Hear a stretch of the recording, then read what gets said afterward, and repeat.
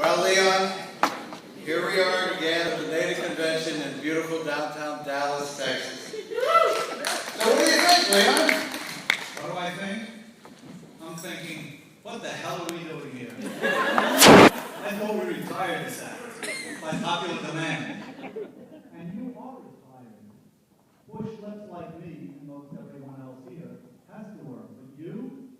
And let's not kid anyone, this act is hard work for you.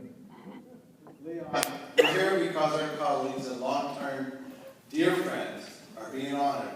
Olivia Thompson is completing an incredible tenure as NATA president.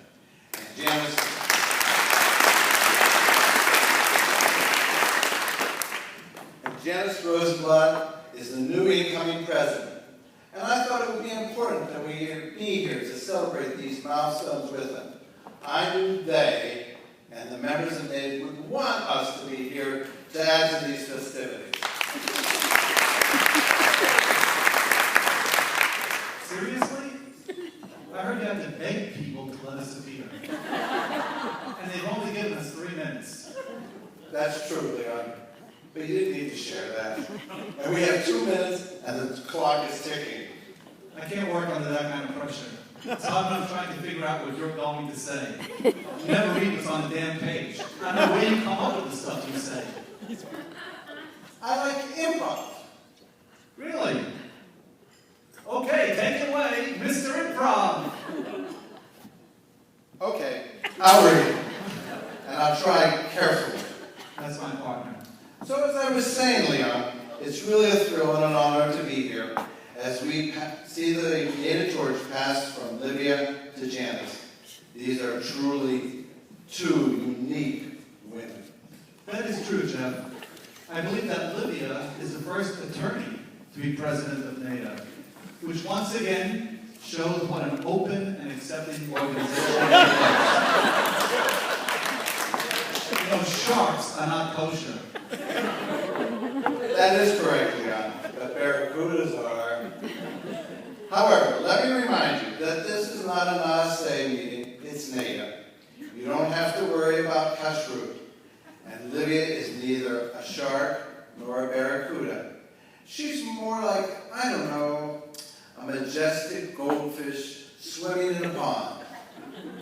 Jeff, Livia is many things, but she's not coy.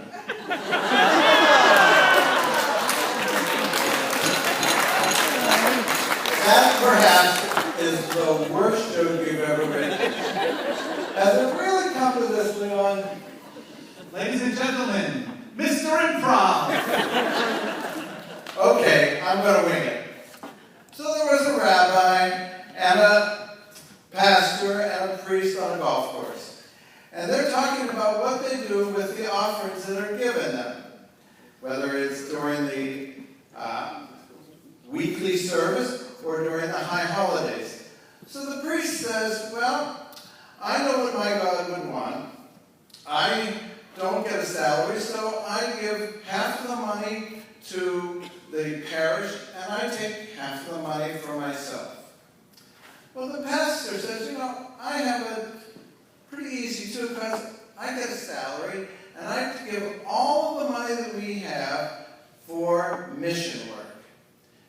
And the rabbi says, you know, I'm not sure what my God would want, so I take all the money that's given to us, and I throw it up in the air, and whatever God wants, he takes. Whatever falls to the floor is mine. Wow, Jeffrey, not bad. You must be quite the funny man at the assisted living center.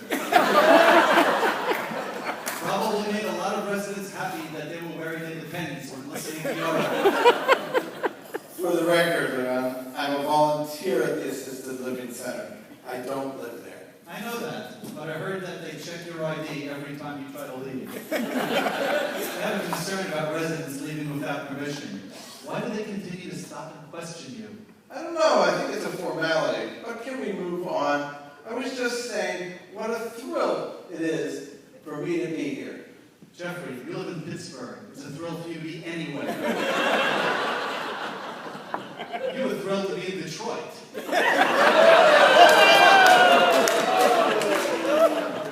Look, Leon,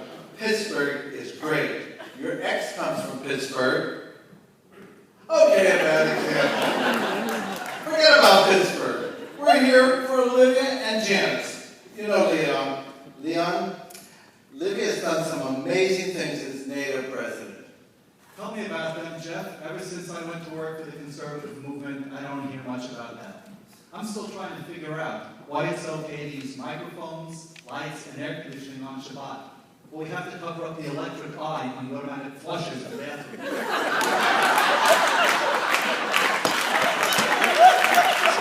I don't get that either, my friend. Fortunately, I'm a lifelong Reformed Jew, and we don't have to be concerned with those kinds of issues. Yeah, I know. Things are a lot easier when you pray to a God that has no gender. I mean, what's that about? What do you see in your mind's eye when you're praying and envisioning God? An amoeba? Maybe a Ken doll? Ken doll? You mean like Barbie and Ken? Yeah, did you ever pull down the pants on a Ken doll? That's gender neutral, my friend. Leon, we're gender sensitive, not gender neutral. Really tell that to Ken. Can we get back to topic? My God. Envisioning an amoeba? Or Ken? Well, enough is enough, Leon. I'd like to read something that Livia recently wrote in a message to the NATO membership when I think she speaks to the person she truly is. She writes, quote, I hope that each of you found the time during the high holidays and festival days that just passed to look around and find personal satisfaction with all the work that you do, as well as the time with loved ones, savoring the sweetness of the moment. I always think of Ferdinand the Mule. At moments like this, and his desire to smell the flowers and not fight the bullfire. What does it say to you? Well, Livia's messages always seem to have some bull in them. This one a little more than usual. Leon, you're impossible. Do you have no respect? Yes, I do. And a lot more ever since she ditched those Harry Potter classes. What was she thinking? I don't know either, Leon. I have to think she's a wizard without them. Look, she's done great things as president, including a concerted effort to bring NATO and NASE together. That's something that has to please even you. Really? Not unless they merge and become NASTE, nasty. Then our act and go hog wild. Well, not hog wild. In fact, they'll probably make us clam up. Well, not clam up, but Shut up already!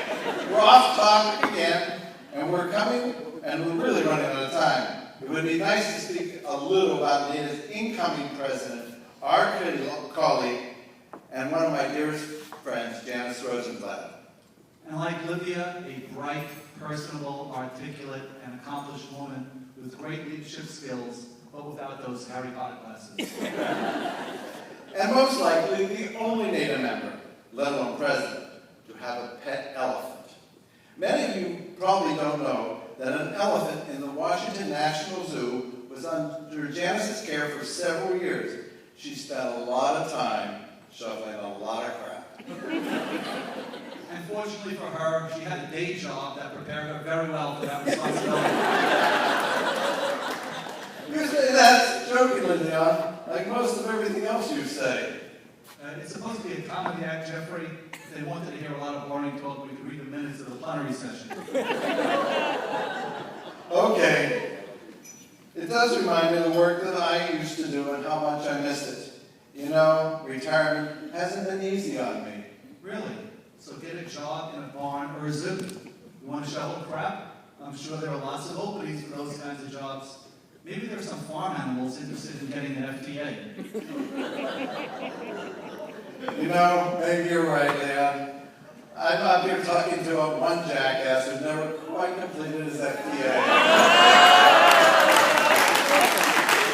Speaking of which, are you going to pursue an FSA with your colleagues at NASE? Are you kidding me? Look, I thought beer cut was something you sleep on after you've had too many Heinekens.